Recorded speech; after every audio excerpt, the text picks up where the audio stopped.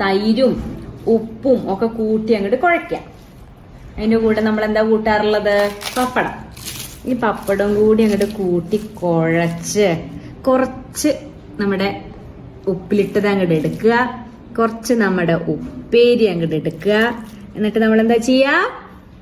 ഉണ്ണ.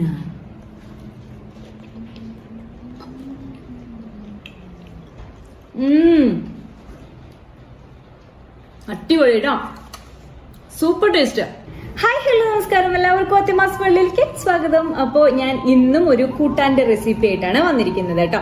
പെട്ടെന്ന് ഉണ്ടാക്കാൻ പറ്റും. ഈ ബാച്ചിലേഴ്സ് ഒക്കെ താമസിക്കുന്നവർക്കൊക്കെ ഈസി ആയിട്ട് ചെയ്യാൻ പറ്റുന്ന ഒരു അടിപൊളി കൂട്ടാനാണ് ഇത്. ഇടയ്ക്ക് അമ്മ ഉണ്ടാക്കാറുണ്ട്, അപ്പൊ ഞാനത് ഓർത്തെടുത്തത്. ഞാൻ അങ്ങനെയൊന്നും ഉണ്ടാക്കാറില്ല ഈ കൂട്ടാൻ. അപ്പോൾ അതൊന്ന് പെട്ടെന്ന് കാണിച്ചു തരാമെന്ന് വിചാരിച്ചു. അപ്പൊ ഞാൻ പെട്ടെന്ന് ഷൂട്ട് ചെയ്തു നിങ്ങൾക്ക് കാണിച്ചു തരാൻ വേണ്ടിയിട്ട്. അപ്പൊ നമുക്ക് ഇന്നത്തെ വീഡിയോ അല്ലെങ്കിൽ ഇന്നത്തെ റെസിപ്പി എന്താണെന്ന് നമുക്ക് കണ്ടുവരാം.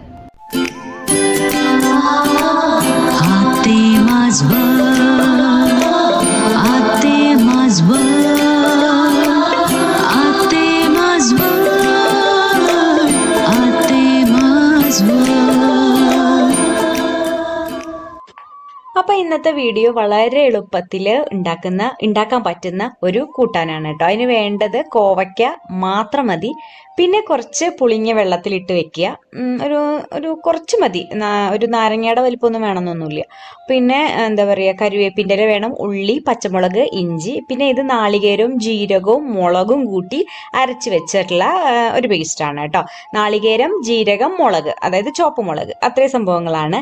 ഇത് വെച്ചിട്ടാണ് നമ്മളൊരു കൂട്ടാൻ ഉണ്ടാക്കുന്നത്. എപ്പോഴും നമ്മളുടെ വീട്ടിൽ എല്ലാ വെജിറ്റബിൾസും ഉണ്ടാവണം എന്നൊന്നും ഒരു നിർബന്ധമില്ല അല്ലെ. ഇപ്പോൾ എന്താ പറയുക, ഇപ്പോൾ ഇല്ലത്തൊക്കെ ആണെങ്കിൽ ഇഷ്ടം പോലെ ആ കോവയ്ക്കൊക്കെ ധാരാളം ഉണ്ട്. അപ്പോൾ എന്താ പറയുക, ഇപ്പോൾ നമ്മളുടെ ഇല്ലത്ത് എന്താ പറയുക വെജിറ്റബിൾസ് ഒന്നും ഇല്ല എന്നുള്ള നേരത്ത് അമ്മ ഉണ്ടാക്കുന്ന ഒരു അടിപൊളി ഒരു കൂട്ടാനാണ്. പെട്ടെന്ന് ആവും ചെയ്യുന്ന കോവയ്ക്ക മാത്രം മതിയേനും. അപ്പോൾ അതിന് വേണ്ടിയിട്ട് നമ്മൾ ഏത് പാത്രത്തിലാണോ നമ്മൾ കൂട്ടാൻ ഉണ്ടാക്കുന്നത് വെച്ചാൽ അതിലേക്ക് ഇത്തിരി വെളിച്ചെണ്ണ ഒഴിച്ചിട്ട് ആദ്യം ഉലുവ ഇട്ട് കൊടുക്കുക. കുറച്ച് ഉലുവ ഇട്ട് കൊടുത്തു കഴിഞ്ഞാൽ പച്ചമുളകും ഇഞ്ചിയും, നമ്മൾ എടുത്ത് വെച്ച പച്ചമുളകും ഇഞ്ചിയും ഇട്ട് കൊടുക്കുക. അത് കഴിഞ്ഞ് കഴിഞ്ഞാൽ നമ്മൾ നീളത്തിൽ മുറിച്ച കോവയ്ക്കയുടെ കഷ്ണങ്ങൾ ഇട്ട് കൊടുക്കുക. അത് കഴിഞ്ഞാൽ പിന്നെ നമ്മൾ കുറച്ച് കറിവേപ്പിൻ്റെ ഇലയും കൂടി ഇട്ട് കൊടുക്കുക. നന്നായിട്ട് അങ്ങോട്ട് ഇളക്കുക. ഇതാണ് ആദ്യത്തെ ഒരു സ്റ്റെപ്പ് എന്ന് പറയുന്നത് കേട്ടോ. അപ്പോൾ അതൊന്ന് വാടിക്കഴിഞ്ഞ് കഴിഞ്ഞാൽ നമ്മൾ അതിലേക്ക് കുറച്ച് എന്താ പറയുക ഉപ്പും അതുമാതിരി നമ്മൾ അരിഞ്ഞു വെച്ച ഉള്ളി ഉണ്ടല്ലോ അതും കൂടി നമ്മളിതിലേക്ക് ഇട്ട് കൊടുക്കണം. അപ്പോൾ ഈ ഇതൊന്നും അങ്ങോട്ട് എന്താ പറയുക ഒരു പകുതി വേവ് അല്ലെങ്കിൽ പകുതി ഇതാക്കി കഴിഞ്ഞ് കഴിഞ്ഞാലാണ് നമ്മൾ ഇതിലേക്ക് ഉള്ളി ഇട്ട് കൊടുക്കുന്നത് കേട്ടോ. അപ്പോൾ ഉള്ളിയും ഇതുപോലെ നമ്മൾ വഴറ്റിയെടുക്കണം. കോവയ്ക്കയും ഉള്ളിയാണ് ഇതിൽ വേണ്ട കഷ്ണം എന്ന് പറയുന്നത്. ഇത് നമ്മൾ എന്താ പറയുക ഒരു 2-3 മിനിറ്റോളം നന്നായിട്ട് അങ്ങോട്ട് വഴറ്റി കഴിഞ്ഞ് കഴിഞ്ഞാൽ അത് ആയിക്കോളും. അത് കഴിഞ്ഞാലാണ് നമ്മൾ ഇതിലേക്ക് ഉപ്പ്, പിന്നെന്താണ് മഞ്ഞപ്പൊടി, പിന്നെ മുളക് പൊടി, ഇത്രയും സംഭവങ്ങൾ ഇട്ട് കൊടുക്കുന്നത്. അപ്പോൾ ആദ്യം ഇതൊന്ന് കുക്കാവട്ടെ, എന്നിട്ട് നമുക്ക് ബാക്കി ചേർത്ത് കൊടുക്കാം. അപ്പോൾ അതാ കുറച്ച് നേരം ഇളക്കിയപ്പോൾ തന്നെ ഇതായി കേട്ടോ. അതിലേക്ക് നമ്മൾ എന്താ ചേർത്ത് കൊടുത്ത്, മഞ്ഞപ്പൊടിയും ചേർത്ത് കൊടുത്തു, അതുമാതിരി തന്നെ മുളക് പൊടിയും ചേർത്ത് കൊടുത്തു. എന്നിട്ട് ഒന്നും കൂടി നമുക്കതൊന്ന് അതിൻ്റെ ആ ഒരു പച്ചമണമൊക്കെ മാറുന്നത് വരെ നമുക്കൊന്നും കൂടി ഒന്നങ്ങടെ ഇളക്കി കൊടുക്കാം.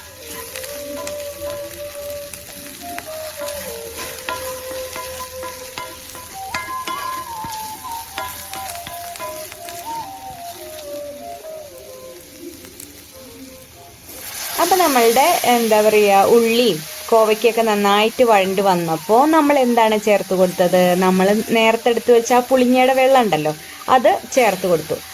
ഒട്ടും എന്താ പറയുക വെള്ളം ഇല്ലയെന്ന് നിങ്ങൾക്ക് തോന്നുകയാണെങ്കിൽ കുറച്ചും കൂടി സാധാ നമ്മുടെ വെള്ളം ഒന്നും കൂടി നമുക്ക് ആഡ് ചെയ്യാവുന്നതാണ് കേട്ടോ. അപ്പോൾ ഞാൻ കുറച്ച് വെള്ളം ഒഴിച്ചു കൊടുത്തു. അപ്പോൾ അത് നന്നായിട്ട് വെന്ത് വന്നപ്പോൾ ആ പുളിങ്ങയുടെ ആ ഒരു വെള്ളം നന്നായിട്ട് വേവണം. അത് നന്നായിട്ട് തിളച്ച് നന്നായിട്ട് വെന്ത് കഴിഞ്ഞപ്പോൾ ഞാൻ ഇതിൽ നേരത്തെ അരച്ച് വെച്ച ജീരകം, നാളികേരം, എന്താ പറയുക വറ്റൽമുളക്, ഈ സംഭവത്തിൻ്റെ ആ ഒരു പേസ്റ്റ് ഉണ്ടല്ലോ അത് നമ്മൾ ഇതിലേക്ക് അങ്ങോട്ട് ചേർത്ത് കൊടുത്തിട്ട് നന്നായിട്ട് അങ്ങോട്ട് ഇളക്കി. അതും ഒരു എന്താ പറയുക 2-3 മിനിറ്റ് നമ്മൾ നന്നായിട്ട് തിളപ്പിച്ചു കേട്ടോ. തിളപ്പിച്ച് ഞാൻ ഇത്തിരി കൂടി വെള്ളം ആഡ് ചെയ്തു, കാരണം ഭയങ്കര കട്ടിയായിട്ടുണ്ടായിരുന്നു. അപ്പോൾ ഇത്തിരി വെള്ളം ആഡ് ചെയ്തിട്ട് നന്നായിട്ട് അങ്ങോട്ട് തിളപ്പിച്ചു. തിള വന്നപ്പോൾ തീ ഓഫ് ചെയ്തിട്ട് ഞാൻ എന്താ ചെയ്തതെന്ന് വെച്ച് കഴിഞ്ഞാൽ അതിലേക്ക് നമ്മൾ വറുത്തിട്ടു. സാധാരണ കടുക്, മുളക്, കരിവേപ്പിൻ്റെ ഇല, ഇത്രയും സംഭവങ്ങൾ നമ്മൾ അതിലേക്ക് വറുത്തിടുകയും ചെയ്തു. ഇതോട് കൂടിയിട്ട് നമ്മളുടെ കൂട്ടാന്റെ പണി കഴിയുകയും ചെയ്തു. അപ്പൊ ഇനി നമുക്ക് ഇന്നത്തെ ഊണിന്റെ വിഭവങ്ങൾ കാണാം. സെറ്റ് ചെയ്ത് വെച്ചിരിക്കുന്നത് കേട്ടോ.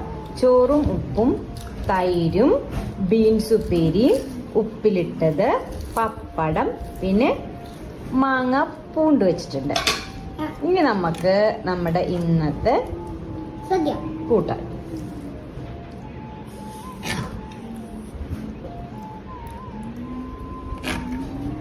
കഷ്ണം കോവയ്ക്ക ആയതുകൊണ്ട് തന്നെ എനിക്ക് വലിയ താല്പര്യമില്ല. അതുകൊണ്ട് മാത്രമാണ് ഞാൻ വെള്ളം മാത്രം എടുത്തത് കേട്ടോ.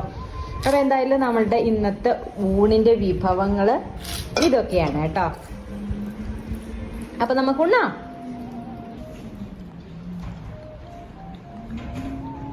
നല്ല സൂപ്പർ മധുരത്തില് അടിപൊളി മാങ്ങ. അപ്പം നമുക്ക് ഉണ്ണാം. നമ്മുടെ കോവയ്ക്ക ഇട്ടിട്ടുള്ള കൂട്ടാനും തൈരും ഉപ്പും ഒക്കെ കൂട്ടി അങ്ങോട്ട് കുഴയ്ക്കാം. അതിൻ്റെ കൂടെ നമ്മൾ എന്താ കൂട്ടാറുള്ളത്? പപ്പടം.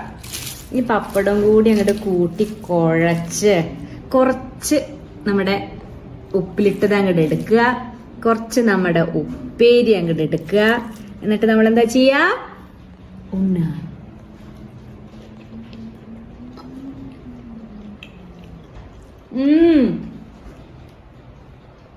അടിപൊളി കേട്ടോ, സൂപ്പർ ടേസ്റ്റ്. എല്ലാവരും ഉണ്ടാക്കി നോക്കണം. പച്ചക്കറി ഒന്നും വേണ്ട, കോവയ്ക്ക മാത്രം മതിയില്ല. ഇപ്പൊ ഇതില് അടിപൊളിയാണ്. കോവയ്ക്ക കിട്ടുവച്ചാ എല്ലാവരും ഒരു വട്ടെങ്കിലും ട്രൈ ചെയ്ത് നോക്കണം. അപ്പൊ എല്ലാവർക്കും എന്റെ ഇന്നത്തെ ഈ ഒരു ഊണ് ഇഷ്ടമായെന്ന് വിചാരിക്കണു. ഇപ്പൊ മാങ്ങാക്കാലം തീരാറായി. അതാണ് ഞങ്ങൾ ഇടയ്ക്കിടയ്ക്ക് മാങ്ങ വാങ്ങണത് കേട്ടാ. നല്ല മധുരമുള്ള മാങ്ങയാ. അപ്പൊ എന്തായാലും എല്ലാവരും ഈ കൂട്ടാൻ ട്രൈ ചെയ്ത് നോക്കുക. എല്ലാവർക്കും എന്റെ ഇന്നത്തെ ഈ ഒരു കൂട്ടാൻ ഇഷ്ടമായെന്ന് വിചാരിക്കുന്നു. ഇഷ്ടമായാൽ നിങ്ങൾ ലൈക്ക് ചെയ്യുക, ഷെയർ ചെയ്യുക, കമന്റ് ചെയ്യുക. എന്റെ ചാനൽ ഇനിയും സബ്സ്ക്രൈബ് ചെയ്യാത്തവരുണ്ടെങ്കിൽ ചാനൽ ഒന്ന് സബ്സ്ക്രൈബ് ചെയ്തോളൂ. അടുത്തുള്ള ബെൽ ബട്ടൺ കൂടി അമർത്തിക്കോളൂ. എങ്കിൽ ഞാൻ വീഡിയോസ് പോസ്റ്റ് ചെയ്യുമ്പോൾ നിങ്ങൾക്ക് അത് നോട്ടിഫിക്കേഷൻ ആയിട്ട് കിട്ടും. പിന്നെ പ്രത്യേകിച്ച് ഒന്നും പറയാനില്ല. അടുത്ത വീഡിയോയിലൂടെ ഇനിയും കാണാം. അതുവരെയ്ക്കും ടാറ്റ ബൈ. ഞാനിത് ഉണ്ണട്ടെ.